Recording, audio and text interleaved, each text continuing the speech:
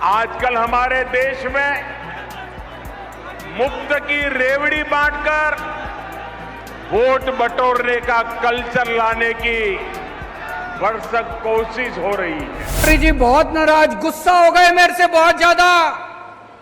बोले केजरीवाल फ्री की रेवड़ी बांट रहा है, केजरीवाल फ्री की रेवड़ी बांट रहा है। प्रधानमंत्री जी बहुत बड़े हैं। मुफ्त बिजली, मुफ्त पानी, मुफ्त बस यात्राएं और मुफ्त स्मार्टफोन सुनने में तो सपना जैसा लगता है ना? लेकिन अगर मैं आपसे कहूं कि ये ड्रीम इंडिया की इकोनॉमी को बहुत बड़े खतरे में डाल सकता है, आज के इस एपिसोड में हम अनकवर करेंगे फ्रीबी कल्चर का असली सच। ये इतना पॉपुलर क्यों है और कैसे ये साइलेंटली हमारे देश की इकोनॉमिक फाउंडेशन को वीक कर रहा है। वीडियो को एंड तक देखिए, क्योंकि आज हम आपको वो फैक्ट्स बताएंगे जो शायद ही किसी ने सुने होंगे।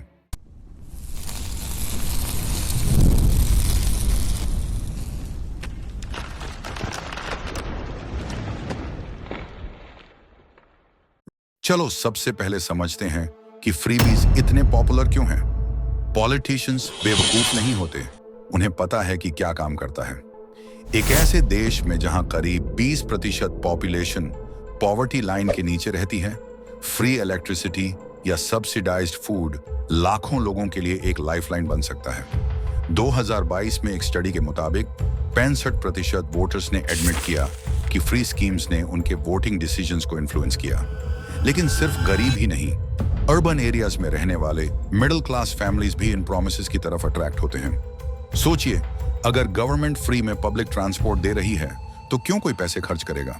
लेकिन इसकी कीमत क्या है? शॉकिंग ट्रूथ ये है कि फ्रीबीज सच में फ्री नहीं होते। किसी को तो इसकी कीमत चुकानी पड़ती है, and that someone is you. 2024 से 25 बजट वर्ष में इंडिया का बजट घाटा 16 करोड़ 61 लाख करोड़ होने की उम्मीद है, और इसका बड़ा कारण है फ्रीबी स्कीम्स। दिल्ली की बात करें, जहां 2025 के चुनावों के लिए माहौल गर्म है। Political parties free electricity, free metro rides for women और डायरेक्ट कैश ट्रांसफर्स जैसे वादे कर रही हैं। लेकिन एक CAG रिपोर्ट के मुताबिक 2015 से 2023 के बीच दिल्ली का फ्रीबीज पर खर्च 150% तक बढ़ गया है। वहीं हॉस्पिटल्स और स्कूल्स जैसे एसेंशियल इंफ्रास्ट्रक्चर पर खर्च घट गया। अब सवाल यह है कि जब फ्रीबीज लॉन्ग टर्म डेवलपमेंट पर प्रायोरिटी ले लेते हैं तो इसका क्या असर होता है? Economic instability. स्टेट्स जैसे पंजाब, जो फ्रीबी डेट में डूबे हुए हैं, फाइनेंशियल कोलैप्स के कगार पर हैं। 2023 में पंजाब का डेट टू GDP रेशियो 48% के पार चला गया, जो देश में सबसे ज्यादा है। Neglect of essential services. Freebies पर खर्च का मतलब है कि हेल्थ केयर और एजुकेशन जैसी सर्विसेज के लिए फंड की कमी। दिल्ली में फ्री इलेक्ट्रिसिटी प्रॉमिसेस के बावजूद गर्मियों में पावर आउटेजेस 30% तक बढ़ गए, क्योंकि ग्रिड मेंटेनेंस अंडरफंडेड है। Encouraging dependency. फ्रीबीज प्रोडक्टिविटी को डिस्करेज करते हैं। उदाहरण के लिए, तमिलनाडु के फ्री राइस डिस्ट्रीब्यूशन प्रोग्राम ने पिछले 5 सालों में रूरल लेबर पार्टिसिपेशन में 20% की गिरावट दर्ज की। अब बात आती है ब्लेम की, और इसमें कोई भी पार्टी इनोसेंट नहीं है। बीजेपी का PM किसान स्कीम, जिसमें किसानों को 6,000 रुपए एन्युअली ट्रांसफर होते हैं।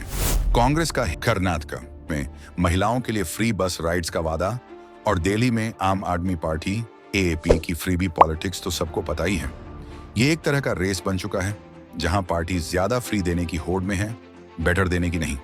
सुप्रीम कोर्ट ने भी इस पर सवाल उठाया है कि क्या फ्रीबीज को रेगुलेट किया जाना चाहिए, लेकिन पॉलिटिकल पार्टीज इसे जन कल्याण कहकर सवालों को डॉज कर देती हैं। फ्रीबीज इंडिया के पॉलिटिक्स को कितना अफेक्ट करता है, इसका जीता जागता उदाहरण है रिसेंटली झारखंड एंड महाराष्ट्र में हुए इलेक्शंस। यहां महिलाओं को मुफ्त में पैसे बांटे गए। झारखंड में मैया सम्मान योजना के नाम पर एंड महाराष्ट्र में लाड़की बहना योजना के नाम पर। यह पैसा सरकार के पास कहां से आएंगे? क्या सरकार मैन्युफैक्चरर है या काला धन स्विस बैंक से आएंगे? अब असली सवाल यह है कि क्या फ्रीबीज इंडिया की अर्थव्यवस्था के लिए जियोपॉलिटिकल खतरा है? एक तरफ इंडिया 5 ट्रिलियन इकोनॉमी बनने का सपना देख रहा है, और दूसरी तरफ फ्रीबीज उसे पीछे खींच रहे हैं। एक माइंड ब्लोइंग फैक्ट सुनिए। अगर इंडिया का 1 साल का फ्रीबी एक्सपेंडिचर, जो कि करीब 3.5 लाख करोड़ रुपए है, को इंफ्रास्ट्रक्चर में इन्वेस्ट किया जाए, तो कंस्ट्रक्शन और अलाइड सेक्टर्स में 15 लाख जॉब्स जनरेट हो सकती हैं। अब सोचिए, क्या ज्यादा जरूरी है, फ्री बस राइड या बूमिंग इकोनॉमी? यहां पॉलिटिशियंस भी अपना देख रहे हैं और जनता भी। फ्री की लूट में सभी लगे पड़े हैं, बिना लॉन्ग टर्म कॉन्सिक्वेंसेस को समझे। आजकल महिला वोटर्स को लुभाने के लिए भी पॉलिटिकल पार्टीज में होड़ मची है कि कौन सबसे ज्यादा पैसा देने वाली बिडिंग जीतेगा, और महिलाएं भी बढ़ चढ़कर पार्टिसिपेट कर रही हैं। महिलाएं अपने घर में राशन के प्राइसेस नहीं देख रही कि कैसे वेजिटेबल ऑयल्स के दाम बढ़ रहे हैं, कैसे गुड डे बिस्किट के 5 रुपए वाले पैकेट से एक बिस्किट गायब है, कैसे उनकी सरी सब महंगी हो गई हैं, और कैसे गैस सिलेंडर के प्राइसेस स्काईरॉकेट कर गए हैं। अब सवाल यह है कि इस प्रॉब्लम को सॉल्व कैसे करें। ट्रांसपेरेंसी। पॉलिटिकल पार्टीज को अपनी फ्रीबी प्रॉमिसेस का फाइनेंशियल इंपैक्ट डिस्क्लोज करना चाहिए। Voter awareness. वोटर्स को समझना होगा कि फ्रीबीज भले ही अट्रैक्टिव लगें, लेकिन इनके चलते हायर टैक्सेस और इन्फ्लेशन का बोझ उन्हीं पर पड़ता है। Long term reforms. Short term gains की जगह स्किल डेवलपमेंट, इंफ्रास्ट्रक्चर और इनोवेशन में इन्वेस्टमेंट करना होगा। 2025 के दिल्ली इलेक्शंस करीब आ रहे हैं, तो चलिए टफ क्वेश्चंस पूछते हैं। हम ऐसा फ्यूचर चाहते हैं जो हैंडआउट्स पर डिपेंडेंट हो, या ऐसा जो अपॉर्चुनिटीज और ग्रोथ से ड्रिवन हो? डिसीजन हमारा है।